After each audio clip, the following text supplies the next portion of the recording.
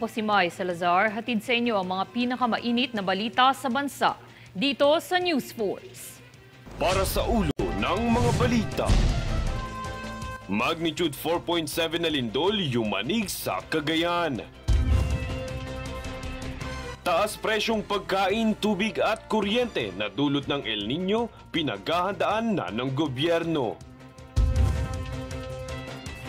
Before isiniwalat ang paggamit ng cyanide ng China sa Bao de Masinloc. PNP pinabulaanan ang kumakalat na Chop-Chop Syndicate Tax. Pag-court tinugis ang 12 hinihinalang online gaming site operators. Sara Geronimo inilabas na ang opisyal na music video ng kantang My Mind. Patas at pantay na balita, komprehensibong ulat para sa pulso ng masa. Ito ang News Force. Para sa unang balita, isang magnitude 4.7 na lindol ang naramdaman sa Dalupiri Island, Calayan, Cagayan ngayong araw, alas 2:22 ng madaling araw. May lalim itong 20 kilometro at tectonic ang pinagmulan ng lindol. Naramdaman ang intensities nito sa karatig lugar tulad ng Ilocos Norte at Ilocos Sur. Wala namang inaasahang danyos at aftershocks mula sa naunang lindol.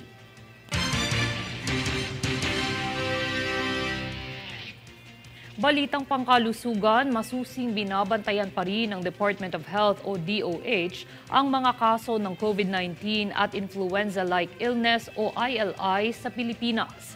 Ayon sa kamakailang data, nagkaroon ng pagbaba sa bilang ng mga kaso ng ILI at COVID-19 at ang bilang na ito ay inaasahang manatili sa darating na buwan. May kabuang 16,155 kaso ng ILI ang naiulat mula unang araw ng Enero hanggang ikatlo ng Pebrero 2024. Mas mababa ng 19% kumpara sa mahigit 19,000 kaso ng ILI na iniulat sa parehong panahon noong 2023 sa buong bansa. Samantala, mula ika-6 hanggang ika-12 ng Pebrero, 661 bagong kaso ng COVID-19 ang naiulat na nagre-resulta sa 74 na kaso lamang bawat araw. Mas mababa ng 35% kumpara sa average ng bilang ng mga araw-araw na kaso na naitala noong ika-30 ng Enero hanggang ika-5 ng Pebrero.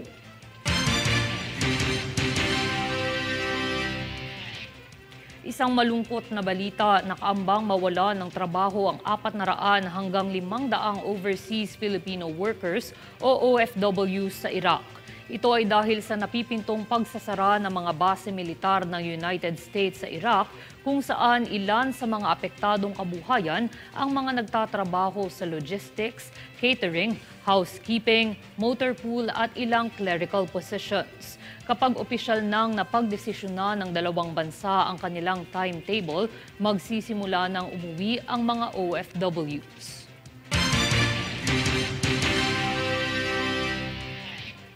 Sa ibang usapin naman, inilunsad ng Department of Agriculture, Bureau of Fisheries and Aquatic Resources o DABFAR na tapos na ang closed fishing season sa mga katubigan ng Visayas at Zamboanga Peninsula. Ayon sa pahayag ng ahensya, maaari nang ipagpatuloy ng mga commercial fisheries ang kanilang operasyon alinsunod sa pangangalaga ng mga karagatan sa Visayas matapos ang 3 buwang tigil pangingisda sa mga sardinas, herrings at mackerels. Gayon din sa Zamboanga Peninsula kung saan maaari nang ituloy ng mga mangingisda at commercial fishers ang operasyon alinsunod sa pagpapatupad ng National Fisheries Research and Development Institute na maaari nang humuli ng mga sardinas.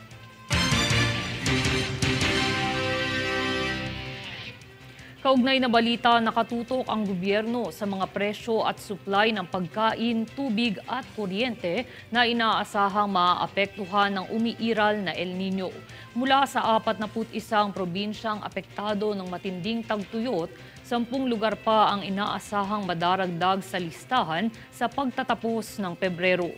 Sa kabilang banda, inaasahang mananatili lamang ang matinding epekto ng El Nino hanggang sa katapusan ng Marso.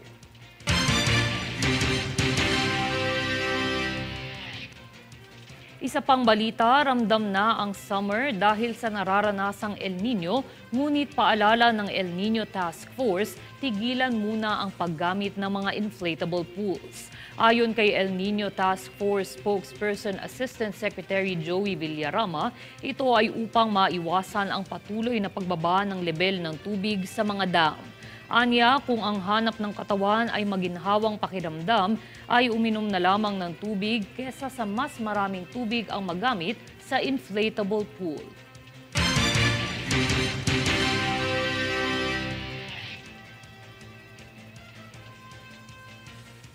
Maalinsangan pa rin ba sa inyong lugar? Sa ating ulat panahon, umiiral ang epekto ng easterly sa silangang bahagi ng bansa.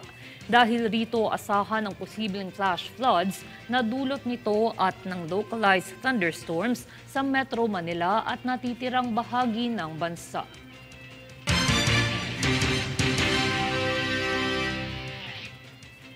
Susunod sa News Force. PBBM tiniyak ang patuloy na tulong sa mga apektado ng El Nino.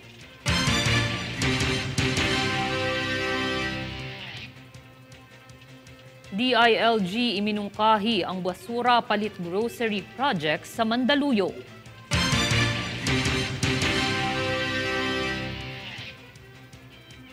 BIFAR isiniwalat ang paggamit ng cyanide ng China sa Baho de Masinloc.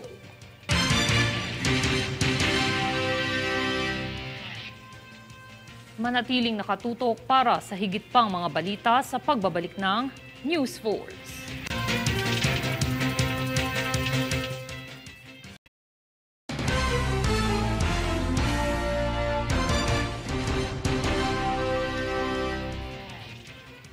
Tiniyak ng Malacanang ang patuloy na pagtulong ng Administrasyong Marcos sa mga apektado ng El Nino. Ayon sa Task Force El Nino, nakapagbibigay na sa mga magsasaka ng mga heat-tolerant na mga binhi, alagang hayop at tulong pinansyal. Dagdag pa rito, kasalukuyan na rin nire-rehabilitate ang irrigation canals at mga kagamitan upang matulungan ang libo-libong magsasaka.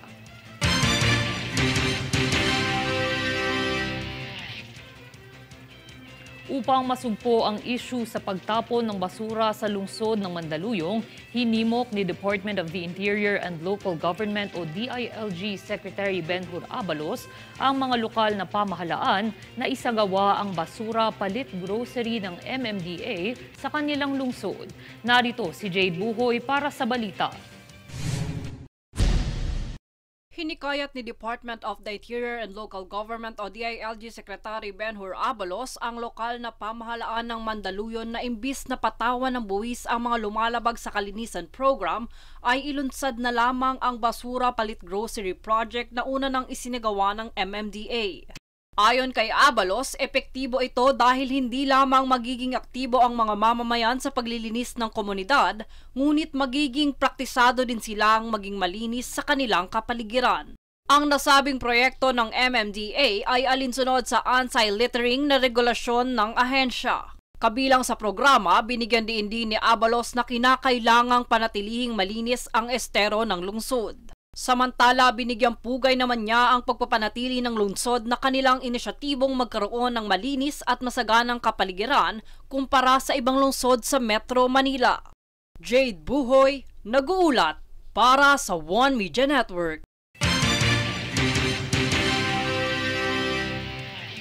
Samantala, ibinunyag ng Bureau of Fisheries and Aquatic Resources o BIFAR na gumagamit ng cyanide ang China na siyang nagdudulot ng pagkawasak ng tirahan ng mga isda. Para sa detalye, narito si Francis Riodique. Ayon sa Bureau of Fisheries and Aquatic Resources o BFAR, gumagamit umano ang China ng cyanide sa Baho de Masinloc upang maitaboy ang mga Pilipinong mangingisda dito. Ito ang iniulat ng mga mangingisdang Pinoy kung saan nasisira ang mga tirahan ng mga isda, kaya naman maliliit na isda na lamang ang nahuhuli rito. Paglilinaw ni BFAR spokesperson Nazario Buiguera, mapanganib ang ginagawa ng China hindi lamang sa Baho de Masinloc, kung hindi ang buong marine resources at ecosystem ng iba pang karagatan. Nakumpirma umano ng ahensya ang pagkasira ng coral reefs sa nasabing karagatan sa pamamagitan ng kanilang mga ground personnel. Aniya ay pinauubayan na ng ahensya ang isyong ito sa Department of Justice o DOJ. Francis Riudique, nag-uulat para sa One Media Network. Pinabulaanan ng Philippine National Police ang kumakalat ngayong mensahe ukol sa Chop-Chop Syndicate na inilalantad umanong mga modus ng mga pulis. Alamin ang katotohanan ng ulat na ito mula kay Francis Riudique. Kumakalat ngayon sa social media ang mensaheng ito na naglalaman ng isang babala dahil sa muntikan ng mabiktima ang lalaking kinikwento dito ng isang Chop-Chop Syndicate. Ayon sa mensahe, ang mga kapulisan umano ang mga nasa likod ng modus na ito kung saan may magkukunwaring nabangga ng kotse at upang ipatotoo ito ay hahampasin ng mga pulis ang harapan ng kotse. Nakatakas umano ang nagmamaneho dahil nagbigay ito ng pera sa mga pulis. Ngunit ayon sa Philippine National Police, peke o walang katotohanan ang kumakalat na mensaheng ito. Pagbibigay diin ni PNP Chief Benjamin Acorda Jr., wala naman umanong naiulat na insidente na tumutugma sa paglalarawan sa mensahe. Aniya 2017 pa umano kumalat ang mensaheng ito. Paalala ni Acorda maging mapanuri at beripikahin muna ang impormasyon bago ito ibahagi sa publiko. Ito'y dahil ang pagpapakalat ng mga maling impormasyon ay magdudulot lamang ng pangamba at takot sa mamamayan. Francis Riudique, nag-uulat para sa One Media Network.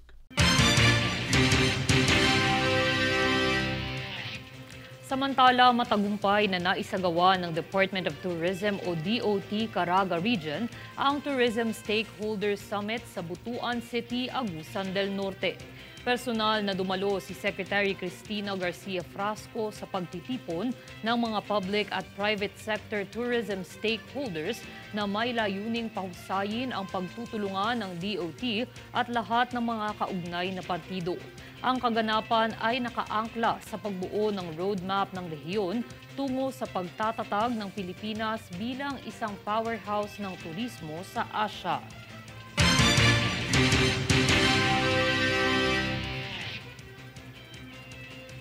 Alinsunod sa tradisyon at pagpapaigting ng ugnayan ng Taiwan at Pilipinas, ipinagdiwang kamakailan ng iba't ibang Taiwanese Association ang Lunar New Year ngayong taon. Ang kaganapan yan ang tunghayan sa ulat ni Princess Castro. Nagtipon-tipon ng iba't ibang Taiwanese organization dito sa bansa upang salubungin ang Year of the Wooden Dragon at ipagdiwang ang Lunar New Year 2024.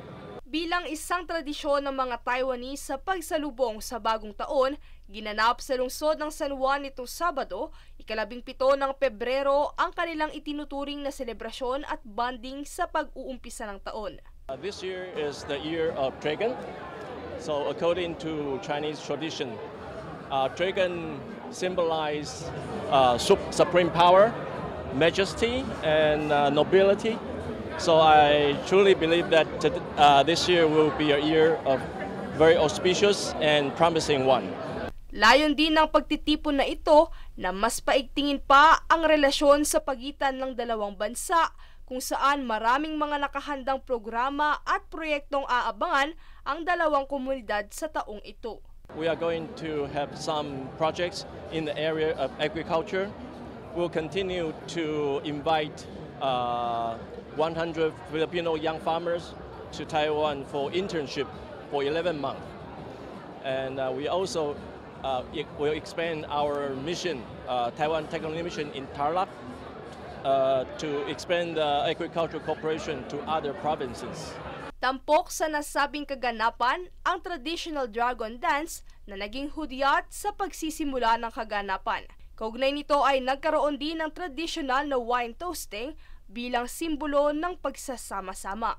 Nagikot-ikot din ng ilang opisyal upang maki-wine toast at bumati ng isang masaganang bagong taon para sa lahat. Bukod sa salo-salo ay namahagi rin ng mga pampaswerteng ampaw ang iba't ibang Taiwan organization leaders sa mga bata at matatanda na sinabayan din ng isang raffle event. Napuno ng kasiyahan ang lugar matapos okupahan ng humigit kumulang 500 bisita ang pagtitipon.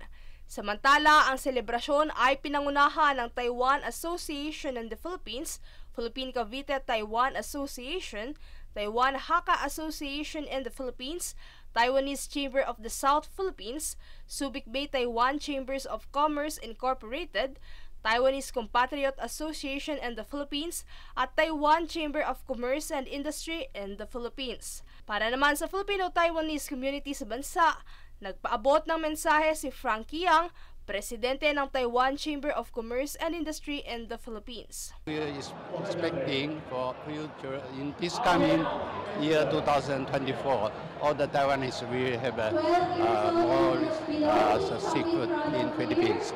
Kabilang din sa mga nagpahatid ng mensahe ay si Tom Lin, presidente ng Taiwan Association Philippines, na bumati sa lahat ng Filipino-Taiwanese community na maligayang bagong taon at naghangad ng kasaganahan para sa lahat ngayong taon. Samantala, nagtapos ang pagtitipon sa pagpapamalas ng mga talento ng komunidad na nagtanghalang iba't ibang Taiwanese songs sa madla. Sa kabuuan, hangad ng Taiwanese community na mas lalo pang umigting ang pagkakaibigan at ugnayan nito sa Pilipinas, partikular na ang kalakaran ng negosyo sa pagitan ng dalawang bansa. Sa lahat ng Filipino-Taiwanese community, pagbati ng Gongchi Fatchay, Princess Castro, nag-uulat para sa One Media Network. Inilunsad kamakailan ang kauna-unahang International Video Game Industry Summit ng Department of Trade and Industry o DTI. Sa pamamagitan ng DTI Competitiveness and Innovation Group o CIG, Export Marketing Bureau at sa pakikipagtulungan ng Game Developers Association of the Philippines o GDAP. Tampok rito ang dalawang track, ang External Development at Indie Games. Sa naganap na summit, ibinahagi ni DTI-CIG Undersecretary Rafaelita Aldaba ang tungkulin ng ahensya sa pagtaguyod ng pagpapaunlad at pagpapabuti sa sektor ng laro. Layunin nito na mas lalong palakasin ang game development ecosystem ng Pilipinas, partikular na ang Indie Games track, upang mapalawig ang mga larong Pilipino.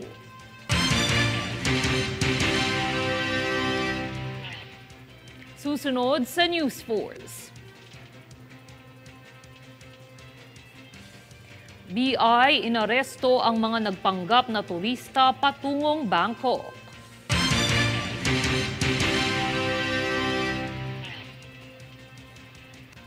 PAGCOR tinugis ang 12 hinihinalang online gaming site operators.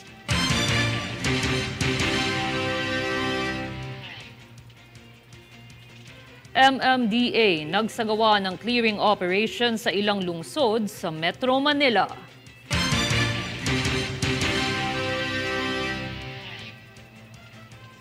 Manatiling nakatutok para sa higit pang mga balita sa pagbabalik ng News Force.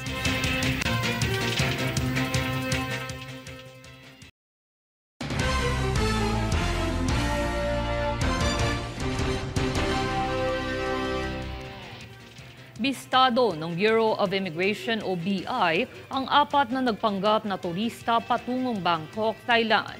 Ang buong kaganapan sa ulat ni Jade Buhoy. Bistado ng Bureau of Immigration o BI ang 4 na biktima ng trafficking matapos magpanggap na turista patungong Bangkok, Thailand. Ayon sa ulat ng BI Immigration Protection and Border Enforcement Section o iProbes, 3 babae at 1 lalaki ang nagtungo sa Clark International Airport na nagtangkang tumungo sa Bangkok. Kalauna naman ay umamin ang mga biktima na sila'y na-recruit sa pamamagitan ng Facebook upang makapagtrabaho sa Cambodia, kung saan sila'y pinangakuan ng $800 bilang buwanang sweldo sa trabahong non-voice customer representative. Dahil dito, ipinahayag ni BI Commissioner Norman Tansinko ang pagkadismaya sa mga ito. Aniya, ang insidenteng ito ay paulit-ulit na lamang, lalo na sa mga individual na nakahanay sa industriya ng teknolohiya. Sa kasalukuyan, itinungo ang 4 na biktima sa Interagency Council Against Trafficking upang tulungan sa pagpataw ng kaso laban sa kanilang mga recruiter. Jade Buhoy, nag-uulat para sa One Media Network. Tinugis ng Philippine Amusement and Gaming Corporation o PAGCOR nitong ika-12 ng Pebrero ang 12 kataong hinihinalang sangkot sa iligal na online gaming operations sa isang puok sa lungsod ng Parañaque. Ito ay matapos manmana ng PAGCOR monitoring team ang lugar kung saan nakipagtulungan ng National Capital Region Police Office at Anti-Cybercrime Group ng Philippine National Police para mahuli ang mga suspect. Nasamsam ng mga otoridad ang 11 computer set, 21 mobile phone, 2 tablet, 6 na laptop at flash drive. Napag-alaman sa on-site examination na ang mga nakumpiskang gadget ay naglalaman ng ebidensya ng mga iligal na aktibidad sa online ng grupo. Ayon kay PAGCOR Chairman at CEO Alejandro Tenco, patuloy na makikipagtulungan ang Gaming Corporation sa mga otoridad upang masugpo ang mga ito.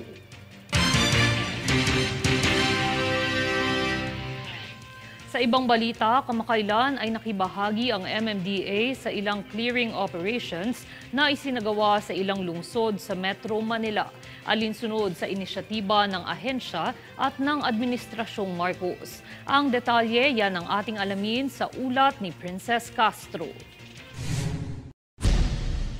Alinsunod sa bagong Pilipinas Campaign Initiative ng Administrasyong Marcos ay nakibahagi ang Metropolitan Manila Development Authority o MMDA sa cleanup drive project sa lungsod ng Navotas at Mandaluyong kamakailan.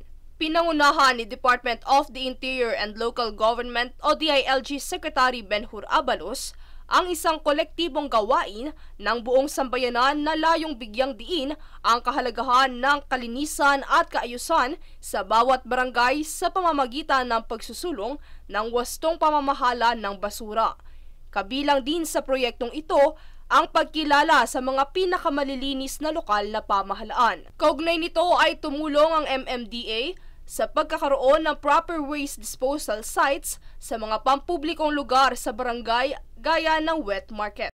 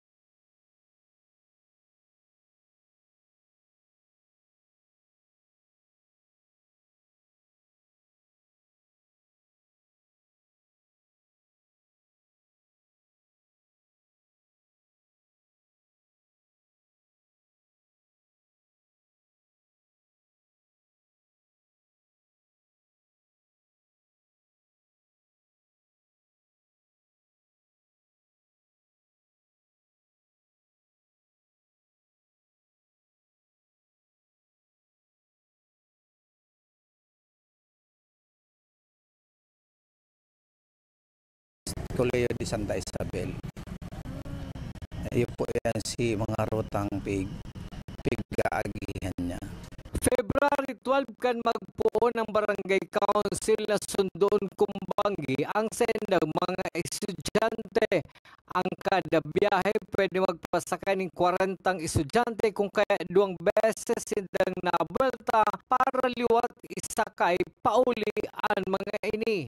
Kung minsan po naduwang balik po ang service, kaya inaabot siguro mga 80 student kasi po ang one ride gani is nasa 40 ang student maximum na nasasakay yan.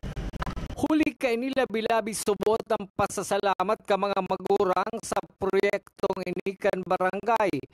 Nakakasiguro na subot sinda sa seguridad kang seda mga kakian asin dakulang tipid subot ini sa saindang pamasahe oral daw. Hali sa siyudad kang Naga sa Kabikolan, Melvin Machado, nagbabarata para sa One Media Network.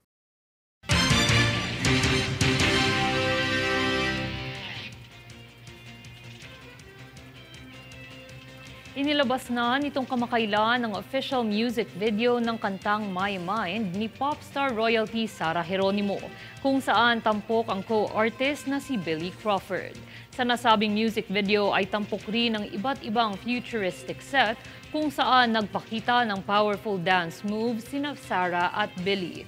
Matapos nito ay agad na naging usap-usapan sa social media site na Twitter ang hashtag na Sarah Geronimo at hashtag Billy Crawford dahil umano sa international na kalibre ng kanta ayon sa mga fans.